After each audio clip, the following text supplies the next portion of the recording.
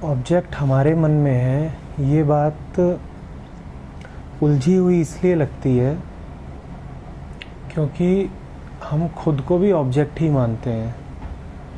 अब ऑब्जेक्ट के भीतर तो नहीं हो सकता। जब हम कहते हैं ऑब्जेक्ट हमारे मन में है तो छवि कुछ ऐसी बनती है कि हम ये हैं और कहा जा रहा है ऑब्जेक्ट हमारे मन में है, तो इसका मतलब दुनिया भर के सारे ऑब्जेक्ट्स, पूरा ब्रह्मांड यहाँ पर है। मन क्या है? मन कुछ ऐसा है जो खोपड़े के भीतर होता है। ये खोपड़ा है, इसके भीतर जो होता है वो मन है क्या? मन और मस्तिष्क तो अलग अलग बातें हैं ना। सब कुछ जो है वो मन है, ये कहना बहुत साधारण सी बात है, क्योंकि जो भी कुछ है वो तभी है जब ये कोई कहे कि वो है। अन्यथा जो कुछ है वो कभी खुद उछल के कहने नहीं आएगा कि मैं हूं। किसी भी चीज को है, अस्ति कहने के लिए कोई चाहिए कहने वाला कि वो है।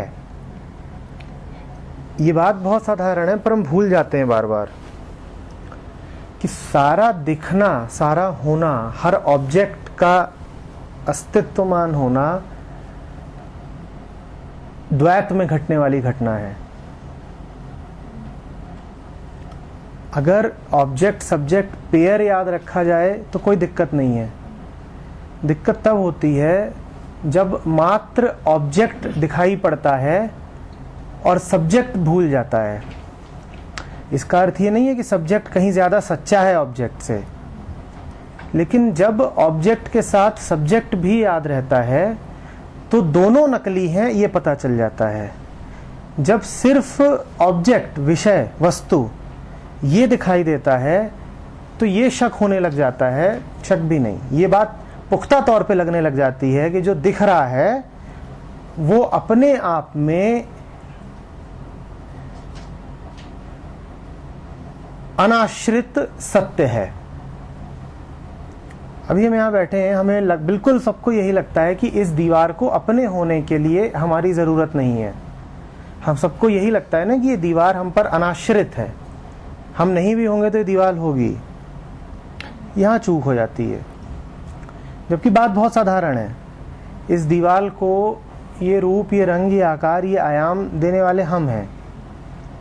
ये कहना भी कि इसको ये रूप, रंग, आयाम हमने दिया है, ये भी पूरी बात नहीं है, क्योंकि उससे ऐसा लगता है कि सिर्फ रूप, रंग और आयाम हमने दिया है। हम ना हो देने वाले ये सब तो भी ये दीवार होगी किसी और रूप, रंग, आयाम में ना, वो भी नहीं है। हमने इस दीवार को मात्र रूप, रंग और आकार और आयाम ही नहीं दिया है, हमने इस दीवार को होना दिया है। इस दीवार का होना हमारे होने से है, इस पूरे जगत का होना हमारे होने से है। यही बात इस तरीके से समझ लीजिए कि रूप, रंग, आकार, आयाम ना हो तो दीवार बचेगी कहां। तो अगर आप ये भी कहना चाहते हैं कि मन सिर्फ उसकी प्रॉपर्टीज को विश्लेषित करता है, इंटरप्रेट करता है, तो ये बताइए कि प्रॉपर्टी के अतिरिक्त ये दीवार और है क्या? दिखाई ना दे रही हो तो क्या दीवार बचेगी? छुई ना जा रही हो तो दीवार बचेगी? रंग ही ना हो, उसमें कोई रंग ना हो तो दीवार बचेगी? दुनिया का होना और आपका होना एक घटना है, बस इतनी सी बात है, और बहुत साधारण बात है। लेकिन ये साधारण बात चूक हम इसलिए जाते हैं क्योंकि आंखें सिर्फ दृश्य को देखती हैं, दृष्टा को नहीं देखती। आंखों के होने से ये भ्रम हो जाता है कि दृश्य भर है, दृष्टा पर किसी आंख की नजर नहीं पड़ती है।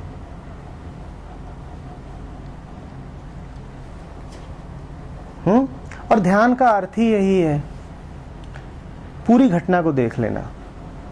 आधी तो हर कोई देखता रहता है, आधी आधी देख देख के ही तो हम भ्रमित रहते हैं ना। आधी सबको दिखाई पड़ती है, ये सब बैठे हैं।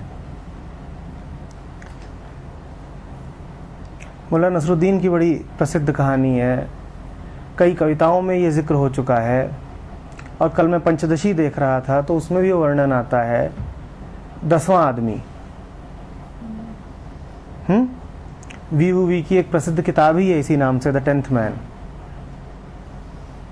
यही वो मूल चूक है जो हमसे हो जाती है कि 10 लोग कहीं को चलते हैं और वो गिनती करना शुरू करते हैं कि हम सब इकट्ठे हैं ना, कोई छूट तो नहीं गया, और जो ही गिन रहा है वो 9 को ही गिन पा रहा है, 10वां कहीं मिल ही नहीं रहा।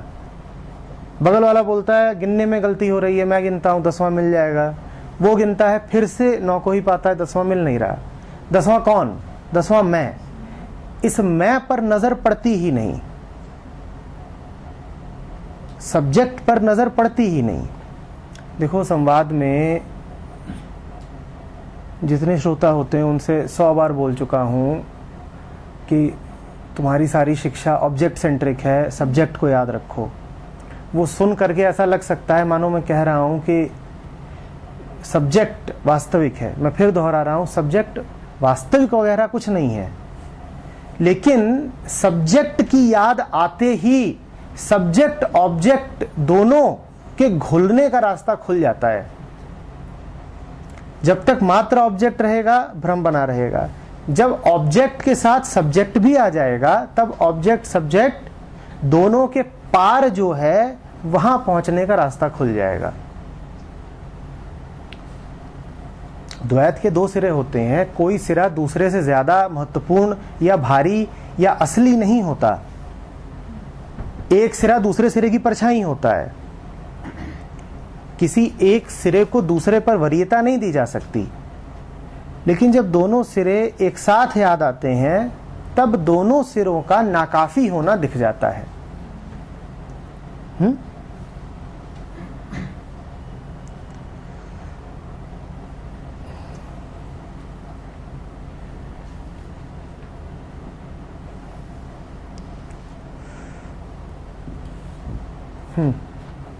इस हिसाब से सर सब्जेक्ट ऑब्जेक्ट जो भी है, ये जिसे मैं बोल दूं तो वो नथिंग नहीं, नथिंग भी बोलोगे, कहीं से है जहां से ये सब हो गया। नथिंग भी बोलोगे ना तो तुम एक और ऑब्जेक्ट खड़ा करोगे, क्योंकि मन जो भी संज्ञा देगा वो एक वस्तु ही होगी नई, एक नया विचार, एक नई वस्तु, एक नई धारणा। तो उसे कुछ नया नाम नहीं देना है, उसको नकारना भी नहीं है, उसको पूरा देखना है। ये कहना गड़बड़ हो जाएगी कि सुख झूठा है। इसीलिए बार बार कहता हूं कि सुख को ना मत बोलो, सुख को सुख दुख बोलो। वस्तु को ये मत कहो कि नकली है, दृश्य को ये ना कहो कि नकली है। जब भी दृश्य देखो तो उसको बोलो ये दृश्य दृष्टा है। अब पूरा देख लिया, ये असली नेति नेति है।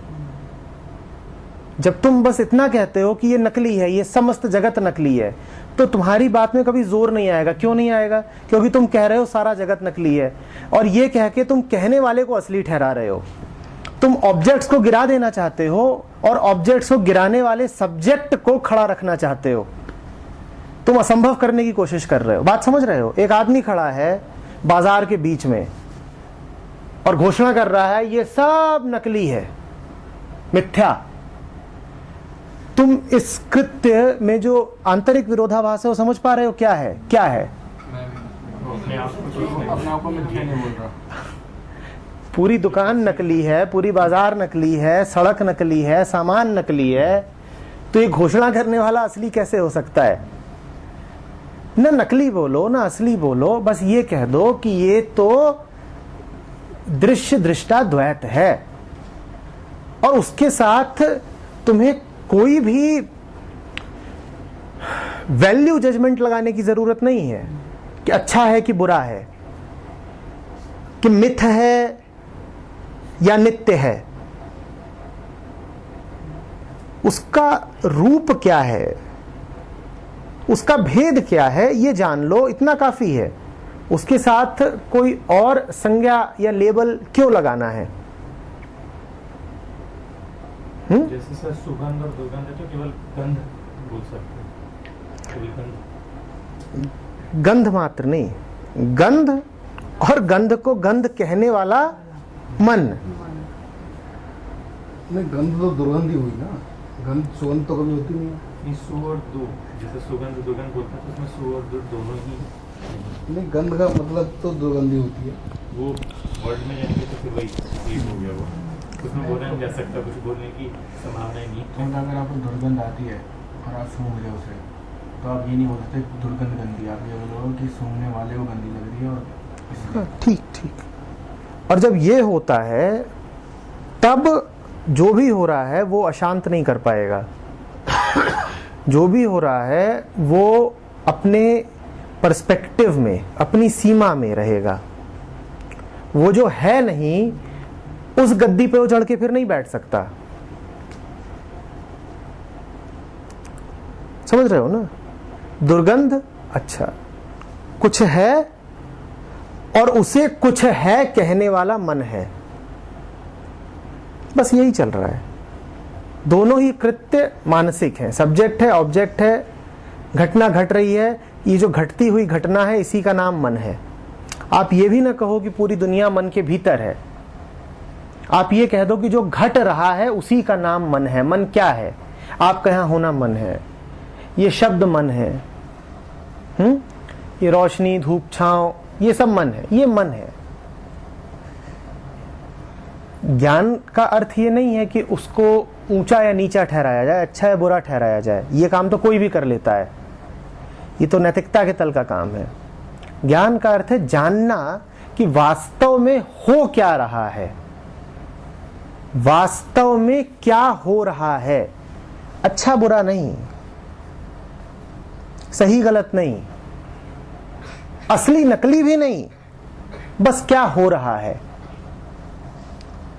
जब भी ये जानोगे क्या हो रहा है, उसमें अपने को मौजूद पाओगे।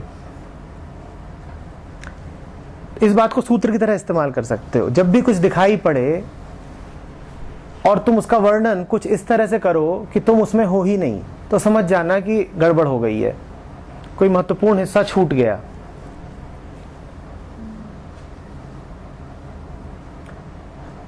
तुम कहो बड़े बुरे दिन आ गए हैं, इसमें तुम कहां हो, तो निश्चित रूप से कुछ गड़बड़ हो रही है, तुम्हारा वाक्य अधूरा है, इसे पूरा करो। तुम कहां हो इसमें? तुम्हारे हुए बिना दिन बुरे हो कैसे सकते हैं? तुम कहां हो? तुमने अपना तो नाम लिया ही नहीं। जैसे ही अपना नाम लेते हो, पूरी स्थिति में एक नया आयाम जुड़ जाता है। बड़ा कष्ट हो रहा है, किसको? बात बदल जाएगी, शांत होना आसान हो जाएगा।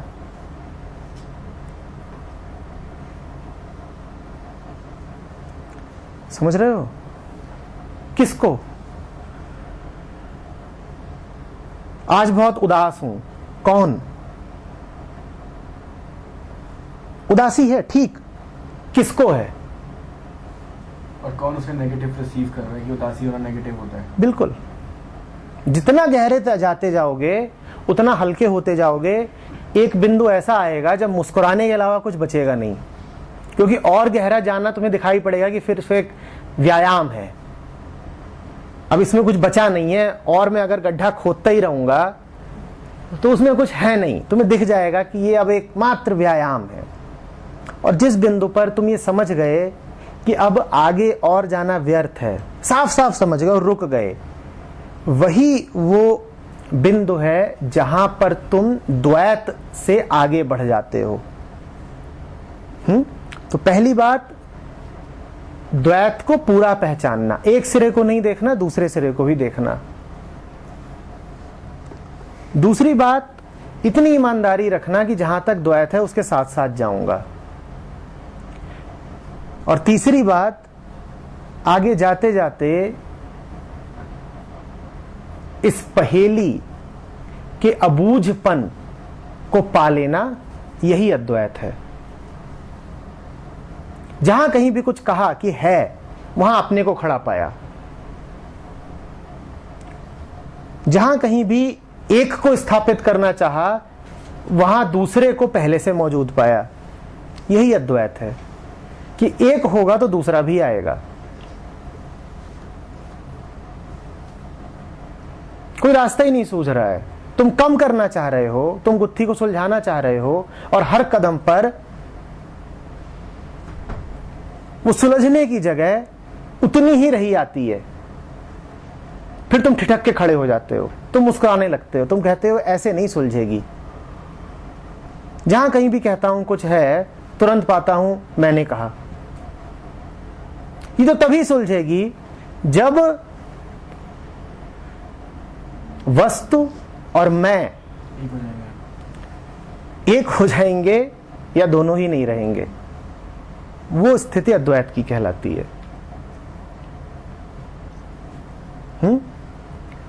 किसी भी समस्या का वास्तविक समाधान तभी होता है जब तुम खुद तक पहुंच जाते हो। कल मैं पढ़ रहा था, किसी ने वो कहानी भेजी थी बायजीद की, जिसमें वो कह रहा था कि जब मैं जवान था तो मैं पूरी दुनिया को बदलना चाहता था। जब मेरी थोड़ी उम्र बढ़ी तो मैंने कहा कि उम्र बढ़ती जा रही है, कुछ होता नहीं दिख रहा, तो मैं सिर्फ अपने परिवार के लोगों को बदल दूं। और जब उसके आखिरी दिन आने लगे तो उसने कहा कि परिवार के लोग भी बहुत ज्यादा हैं, मैं सिर्फ अपने को बदलना चाहता हूं खुदा। तो खुदा ने उससे कहा अब समय बहुत कम बचा है, बहुत देर में चेते तुम। यही यात्रा है। अंततः सब कुछ स्वयं तक आ जाता है, और अगर अपने तक आता ना देखो तो समझना कि ठीक से देख नहीं पा रहे हो। और अपने पर भी आके रुकना नहीं है, अपने पर आने का, अगर वास्तव में कोई अपने तक आया है तो उसका अर्थ ही है अपने का भी अतिक्रमण कर जाना। जो अपने तक वास्तव में आएगा वो अब ये नहीं कहेगा कि मैं आखिरी हूं, वो इस बात से ही गल जाएगा कि मैं हूं, और अपने को छोड़ देगा, समर्पित कर देगा। इसको आखिरी अहंकार मत समझ लेना कि जो दिखता है सब चारों तरफ वो मैं ही तो हूं, तो हम ब्रह्मास्मि ना, ऐसा नहीं होता है। जिसको ये समझ में आया कि सब कुछ के होने में मेरा होना बहुत जरूरी है, वास्तव में समझ में आया, उसका अपना होना समर्पित हो जाता है, वो देने को तैयार हो जाता है, अपने आप को देने को तैयार हो जाता है।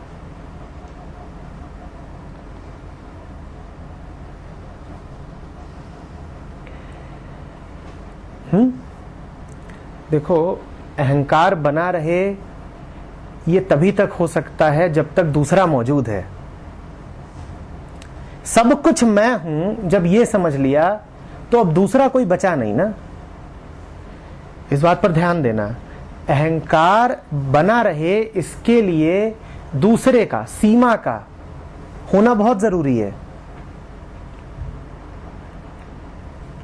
तुम ये कह सको कि मैं कुछ हूं पृथक, अलग,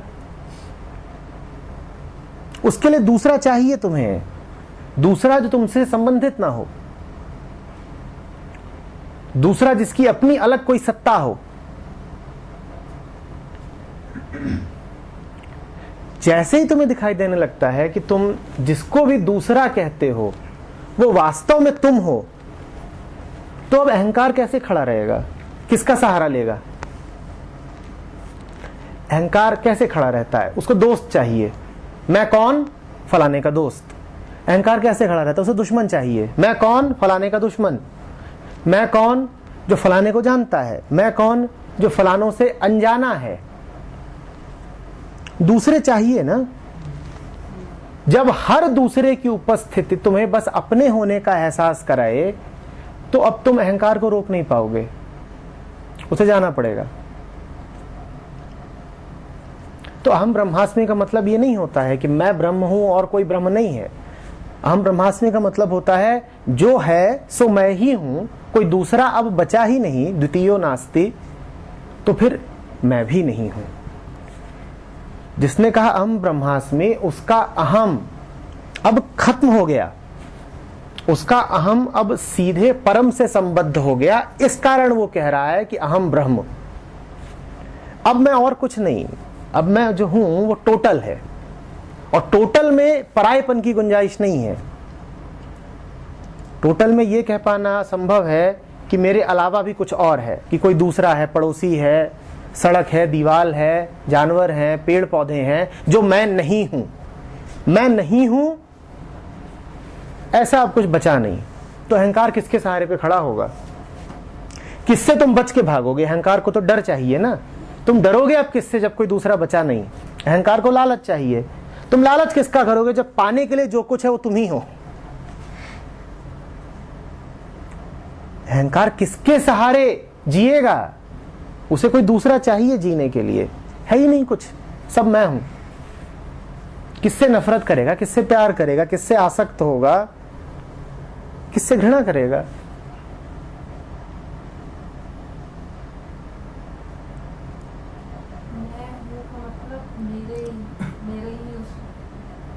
हाँ हाँ हाँ हाँ हाँ हाँ हाँ हाँ, मैं हूं बस। उसमें और कोई विचार लाओगे तो उसके साथ भी कहना पड़ेगा मैं हूं। एक बड़ी किसी ने खूबसूरत कविता डाली थी कि सुबह हो रही है, श्रीकांत वर्मा की थी, और सूरज उग रहा है, और उसकी आखिरी पंक्ति थी कि यह सब कुछ मेरे होने का एहसास है। तो कुछ जब दिखाई दे तो जो भोगी मन होता है वो दृश्य की ओर भागता है, वो पागल हो जाता है देख करके। उसको वस्तु दिखाई पड़ती है, उसका भोग करना चाहता है। और जो योगी मन होता है वो दृश्य की मात्र की ओर नहीं भागता है, कहता है मैं हूं। भोगी के लिए असंभव हो जाता है कहना है मैं हूं। कैसे कहेगा कि ये चाय जो मैं पी रहा हूं मैं ही हूं? चाय ने उसको ऐसा बांध लिया अब उसके मन को कि उसके लिए कह पाना बहुत मुश्किल है कि मैं हूं। चाय में उसको स्वाद ही नहीं आएगा अगर उसने कह दिया मैं हूं।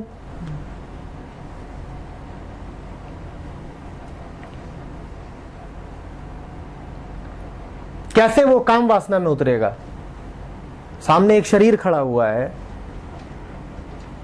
उसका सारा रस खत्म हो जाएगा जैसे ही वो कहेगा कि ये तो मैं ही हूं, मेरा अपना प्रक्षेपण है। जो भी कहना चाहो, शब्द बहुत सटीक नहीं बैठेंगे, पर भाव को समझो। भोगी के लिए बहुत जरूरी है ये कहना कि ये संसार है और मैं हूं, और मुझे इस संसार से भोग का कोई संबंध बनाना है, नोचना है, खाना है। वो संसार को देखता है और उसे मात्र संसार दिखाई पड़ता है। योगी संसार को देखता है और उसे संसार मैं दिखाई पड़ता है। बस इतना सा अंतर है। एक को आधी घटना दिखाई पड़ती है और एक को पूरी। पूरी को देखो, बस इतना करना है। जैसे सब पजल होती है, उसमें वो वाटर दिखा दिया, एयर दिखा दिया, जब सब जोड़ देते हैं हाँ तो वो दिख रहा है कि हाँ हाँ वो अलग अलग पड़े हैं तो लग रहा है कि हाँ हाँ हाँ।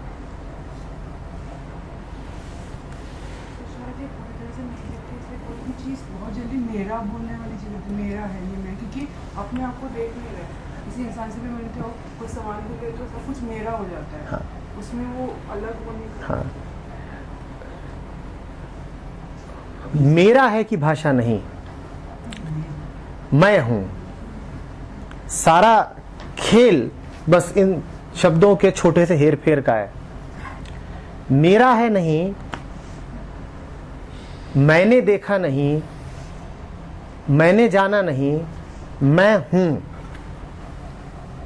मैं हूं, आई एम। बस ये आई एम।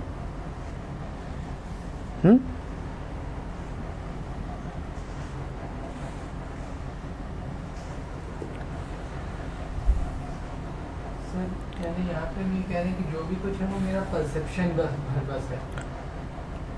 तुम उस भाव में उतरो, उसको कॉन्सेप्ट बना के बैठाने की कोशिश मत करो।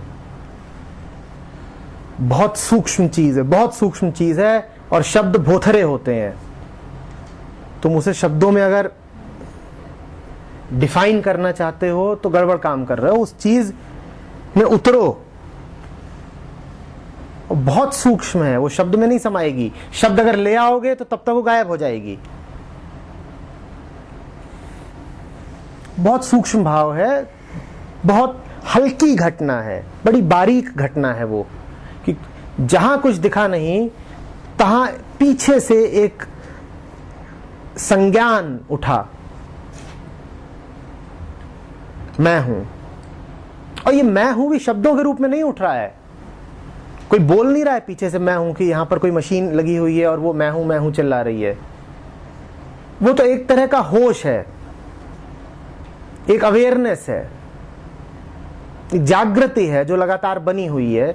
और जब भी कुछ दिख रहा है तो उससे आसक्त नहीं हुई जा रही, उसके अधूरेपन को ही पूरा नहीं मान ले रही, उसे अपनी स्मृति लगातार बनी हुई है। मैं हूं का अर्थ है अपना होश लगातार कायम रखना। और वो बहुत बारीक बात है, वो दोहराने की, रटने की या शब्दों की बात नहीं है, वो जगने की बात है। मैं हूं, मैं इतनी बार मैं हूं बोल रहा है तो मैं रटने मत लग जाना कि सामने से बस आ रही है कह दिया मैं हूं, उससे कुछ नहीं होगा। ये जागरण है एक प्रकार का कि बस दिखी तो जगते में दिखी। अब बस मात्र बस नहीं है, याद रखना, बस तो है ही, बस के बस होने में कोई कमी नहीं आ गई, वो अभी भी बस है, उसका एक नंबर है 620, हौस खास जाती है, अभी भी जाएगी हौस खास। पर अब वो मात्र बस नहीं है, वो क्या है? बस और मैं, कुछ कम नहीं कर दिया, पूरा कर दिया। तो ऐसा नहीं हो गया कि दुनिया बदल गई है, दुनिया जैसी थी वैसी है। उसके होने में सब्जेक्ट का होना जुड़ गया है, इतना ही हुआ है। मैं शामिल हो गया, मैं शामिल हो गया। और ये जो मैं है ये बड़ा खुफिया तानाशाह है। ये क्या कोशिश करता है कि ये पीछे छुपा रहेगा, पूरी दुनिया का दिखाएगा, पूरी दुनिया का नाच दिखाएगा, अपना पता नहीं बताएगा, अपना पता कभी नहीं बताएगा।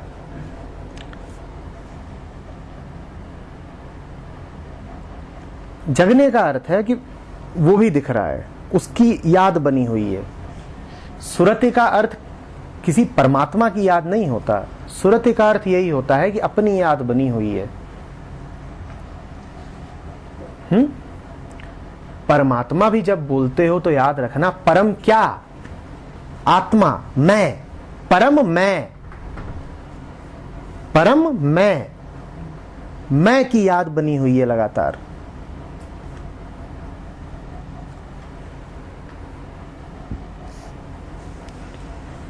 अभी सर वीडियो में था कि किसी भी चीज़ के कारण में पहुंचो और कारण के कारण में पहुंचो, फिर अंत में जाकर के वो अकारण ही मिलेगा। और एक बात ये भी कही जाती है जो अभी तक हमने समझी है कि सब कुछ का कारण मैं हूँ। इस कारण का उस आखिरी अकारण से क्या संबंध? नहीं, सब कुछ का कारण मैं भर नहीं हूं, उसकी उल्टी बात भी उतनी ही ठीक है।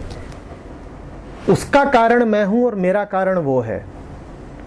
द्वैत में याद रखना, कोई सिरा दूसरे का कारण नहीं होता है। सिक्के का एक पहलू दूसरे पहलू का कारण नहीं होता है। द्वैत में लगता भर है, कारण है वहां है नहीं। वहां तो जो है वो पैरेलल है।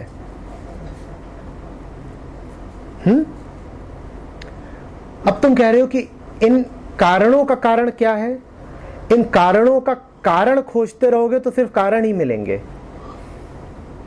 क्योंकि तुम बात ही कारण की भाषा में कर रहे हो। कारण का क्या अर्थ है? कारण का अर्थ है समय, समय माने द्वैत।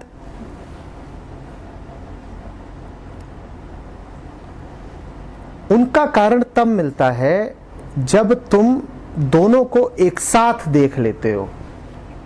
दोनों को एक साथ देखा नहीं कि कारण की तलाश ही विलुप्त हो गई। नहीं तो कारणों में उलझे रहोगे। देखो, ऐसा नहीं होता है कि तुमने एक घटना कारण तलाशा, एक और मिला, एक और मिला, एक और मिला, एक और मिला, और अंत में जाकर के तुम्हें अकारण मिल गया।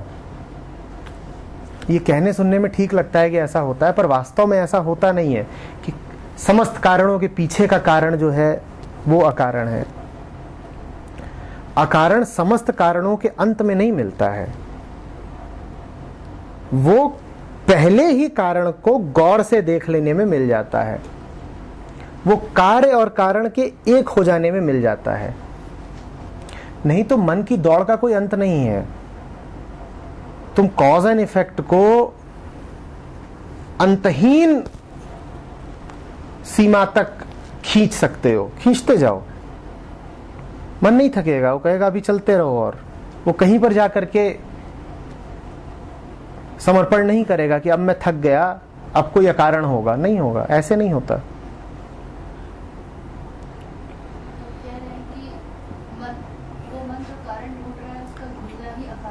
उसका घुलना ही अकारण प्रवेश है। कारणों के पीछे जा जाके कोई अकारण नहीं मिलेगा। कारणों के पीछे तो नए कारण तैयार खड़े हैं।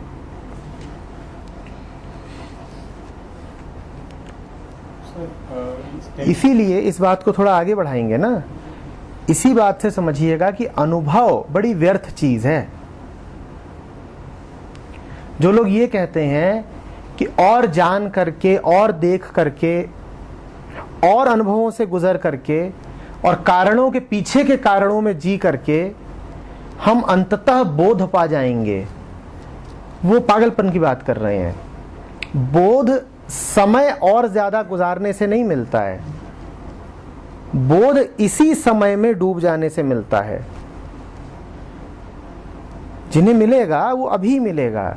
जो अभी समय की भाषा में ही सोच रहे हैं कि और समय बिताएंगे तो बोध मिलेगा, वो ऐसी सी बात कर रहे हैं कि जमीन पे और दौड़ेंगे तो एक दिन आसमान में पहुंच जाएंगे। दोनों अलग अलग आयाम हैं। जमीन पर कितना भी दौड़ लो, तुम आसमान में थोड़े ही पहुंच जाओगे। तुम उम्र भर जमीन पर दौड़ते रहो, तुम अंतरिक्ष में नहीं पहुंच जाओगे। अनुभव बहुत व्यर्थ है जहां बोध की बात हो रही है, और अनुभव ठीक है जहां पर किसी स्किल की बात हो रही है, जहां पर कुछ भी ऐसा है जो दोहराने से याद होता है, घटना स्मृति की और संस्कार की है, वहां पर ठीक है। अनुभवी आदमी को तलाशो, वहां तलाशो। तुम्हें अगर देखना है कि तुम्हें लोहार चाहिए,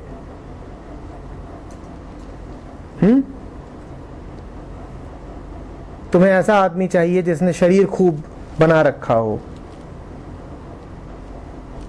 तुम्हें ऐसा आदमी चाहिए जिसकी स्मृति बहुत भरी हुई हो, जिसे खूब ज्ञान हो, तो अनुभवी लोगों को तलाशो। क्योंकि ज्ञान समय के साथ आता है तो अनुभवी आदमी चलेगा। क्योंकि शरीर समय के साथ बनता है, तो इसीलिए तुम्हें वहां पर अनुभवी आदमी चाहिए। क्योंकि किसी स्किल में महारत समय के साथ हासिल होती है, तो वहां भी अनुभवी आदमी चलेगा। पर अगर तुम्हें विवेकी पुरुष चाहिए, अगर तुम्हें समझदार आदमी चाहिए, तो उसके लिए उम्र को और अनुभव को पैमाना मत बनाना।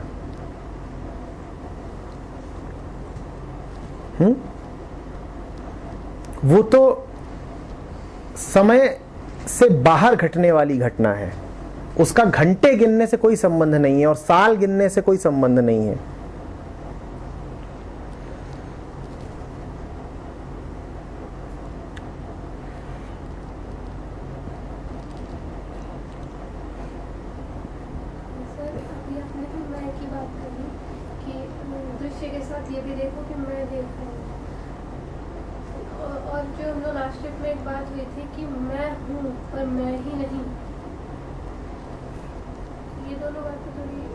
नहीं, किस संदर्भ में हुई थी, उसको लेकर के आओ। वो ये बात थी कि अपार ने कही थी कि सर इसका मतलब कि सिर्फ मैं ही हूँ, तो मैं क्यों परम या फिर किसी अदर को याद रखूँ, मैं यही याद रखूँ कि मैं। तो आपने कहा था कि उनकी रमण या कृष्णमूर्ति की एक बात थी कि मैं हूँ पर मैं ही नहीं हूँ, मैं ही हूँ पर मैं नहीं हूँ। जब ये बात कही जा रही है कि मैं हूँ पर मैं ही नहीं हूँ, तब उसमें जो पहला मैं है वो अहम है, और वो भी भटका हुआ अहम है। और जब कहा जा रहा है मैं ही नहीं हूं, मेरे अतिरिक्त भी कोई है, तो वहां पर इस बात को स्वीकार किया जा रहा है, एक्नॉलेज किया जा रहा है कि केंद्र पर तो कोई और ही बैठता है। और ये जिसे मैं कहता हूं, इसका वास्तविक ठिकाना वही है, इसे वहीं जाना पड़ेगा। तो मैं हूं पर मैं ही नहीं हूं, ये वचन बिल्कुल उपयुक्त है अहंकार के लिए।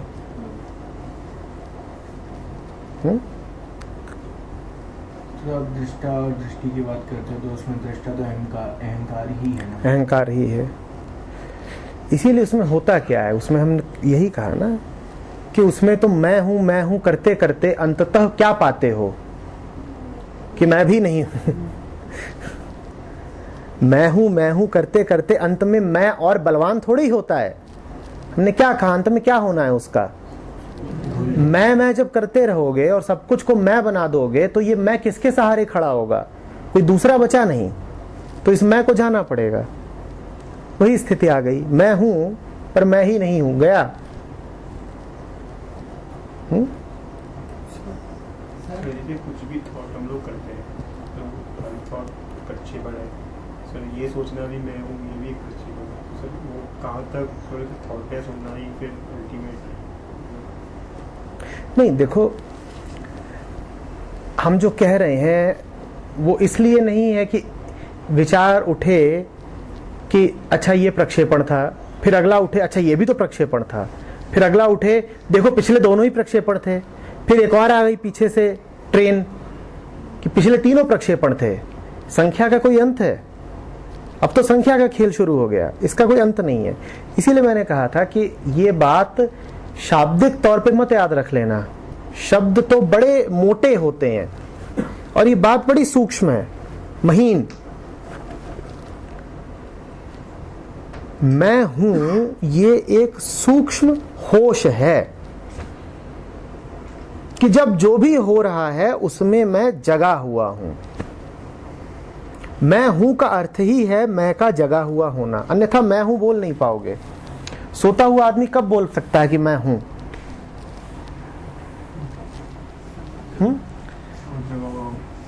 मैं हूं का अर्थ ही यही है कि मैं जगा हुआ हूं, मैं जगा हुआ हूं। बस उतना काफी है, होश में रहना। बार बार ये घोषणा करने की थोड़ी जरूरत है कि मैं हूं मैं हूं मैं हूं, उससे कुछ बात बनेगी नहीं। यानी कि हमें ईगो को ऑब्जर्व करना है और उसके रिस्पेक्ट में बाकी जो चीजें हैं उसे भी ऑब्जर्व करना है। यानी एक तो ईगो की गतिविधि होती रहेगी, उसे भी मैं ऑब्जर्व कर रहा हूँ, और वो जिस तरह से बाकी चीजों को देख रहा है उसे भी ऑब्जर्व कर रहा हूँ। कि सब कुछ ऑब्जर्वेशन है, मैं सजग हूं इस बारे में, बस इतना सा है। बहुत उसमें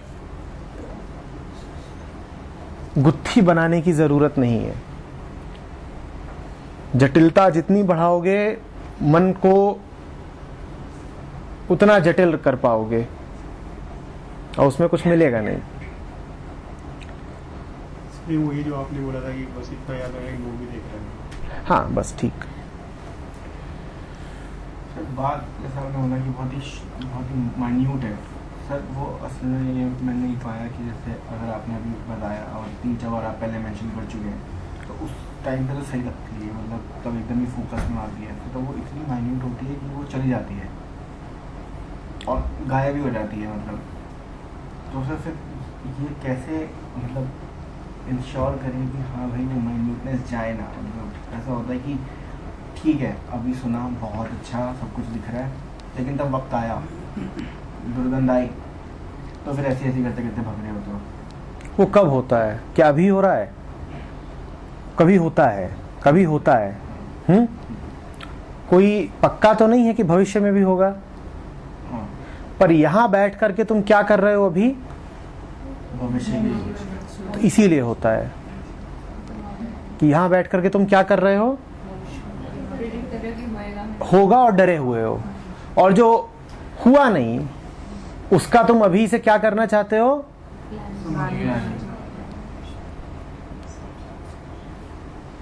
पूर्व निरोध, घटना पूर्व निरोध हुआ नहीं है, पहले ही काट देंगे। और तुम ये समझ भी नहीं पा रहे कि मन ने क्या चाल खेली है। तुम सोच रहे हो तुम काट रहे हो और उसने तुम्हें काट दिया है। ठीक इसीलिए होता है। मैं कई बार कह चुका हूं, फिर समझा रहा हूं, ये फिक्र मत करो कि कमरे के बाहर क्या होता है। कमरे के बाहर जो भी होगा वो इस पर निर्भर करेगा कि अभी यहां पर क्या हो रहा है, इसकी फिक्र करो। अभी उपस्थित रहो पूरे तरीके से, हो सकता है दुनिया बदल जाए। एक ये होता है ना कि ऐसे प्रोजेक्टर चल रहा है, मूवी चल रही है, हम देख, तो अभी ये चीज़ हो गया कि हम खुद को भी उस प्रोजेक्टर में ही देख रहे हैं, जो बात हुई हो रही। बट हम लोग खुद को जैसे परसीव करते हैं वो एक इमेज ही है। तो ये डिफ्रेंशिएट कर पाना कि हम एक्चुअली समझ रहे हैं जो देख रहे हैं, या उसको भी इमेजिन ही कर ले रहे हैं, मतलब उस इमेज को ही देख रहे हैं, वो मतलब सब्जेक्ट की तरह देख रहे हैं, इमेज की तरह देख रहे हैं। उस चीज़ को डिफ्रेंशिएट करना बहुत मुश्किल होता है, क्योंकि हम मन में ही रहते हैं, उसमें हम खुद को ही इमेज बना के रखे हुए हैं। अकेले भी रहते हो, इमेज मेंटेन करके रखते हैं। तो ये जो नहीं, तुम्हें कुछ विशेष इसमें करना नहीं है, कोई अंतर नहीं करना है। छोटा सा उसमें सूत्र है। तुम कह रही हो जब फिल्म चल रही है, बस ये देख लो कि उस फिल्म में जो 1000 पात्र हैं उसमें तुम भी एक पात्र हो कि नहीं। 2 तरह की फिल्में होती हैं, या यूं कहो कि 2 तरह के दृष्टा होते हैं फिल्मों के। दृष्टा के अनुसार ही फिल्म चलती है। पर्दे पर जो फिल्म चल रही है, अगर तुम उसमें खुद को भी मौजूद पाओ तो समझ लेना कि साक्षित्व है। तुम पाओ अगर कि अक्षय है और अमृत है, और मैं हूं और कमरा है, और तुम ये भी देख पा रही हो कि तुम भी हो, तो समझ लेना कि दोनों को एक साथ देखा। किसको किसको? संसार को और स्वयं को। अब पूरी घटना दिखी, द्वैत के दोनों सिरे देख लिए इकट्ठे। और अगर जो फिल्म चल रही है उसमें कह तो रही हो कि फिल्म है, पात्र चरित्र भी बहुत सारे दिख रहे हैं, बस एक है जो नहीं दिख रहा। कौन नहीं दिख रहा? मैं नहीं दिख रहा। तो समझ लेना कि कुछ नहीं देखा, द्वैत का बस एक सिरा देखा। फिल्म देखो, निश्चित रूप से देखो, संसार को कहो कि ये क्या है, ये तो एक फिल्म चल रही है, एक चलचित्र है, मेरे चारों तरफ चल रहा है, मुझे घेरे ही हुए है। मैं एक ऐसे जबरदस्त थिएटर में हूं जिसमें चारों तरफ फिल्म चलती है, बीच में हो चाहे जो चाहे करो। ये बात बिल्कुल ठीक है। बस इस बात के प्रति जागरूक रहना कि उस फिल्म में तुम भी मौजूद रहो। उस फिल्म में संसार भर ही ना रहे, तुम भी हो। तब दोनों एक साथ देखे ना, संसार स्वयं। और ये जब दोनों को एक साथ देखो, संसार स्वयं, तब तुम जो होते हो उसका नाम है साक्षी।